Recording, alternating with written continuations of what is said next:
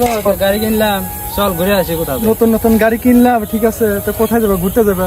হ্যাঁ ঘুরতে যাবো, চল। বন্ধু তোকে একটা কথা বলি, গাড়ি তো কিনছো, তো গাড়িটা দেখে শুনে চলাই দেয়।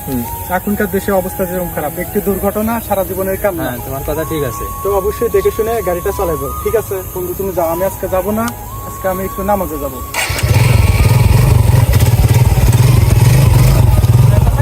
আল্লাহ বন্ধু, আল্লাহ বন্ধু বন্ধু বন্ধু বন্ধু, তোকে আমি বললাম যে এই সময় গাড়ি নিয়ে যাস না, বললাম একটি দুর্ঘটনা সারা জীবনের কান্না।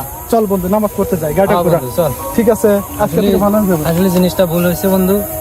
আসলে আসলে আমাদের এই জিনিসটা করার উদ্দেশ্য হচ্ছে মানুষকে সতর্ক করা এবং সবাই যাতে সচেতন থাকে এই বিষয়ে লক্ষ্য রেখে। অল্প বয়সে কাউকে গাড়ি কিনে দেবেন না, ঠিক আছে? একটি দুর্ঘটনা সারা জীবনের কান্না। ধন্যবাদ।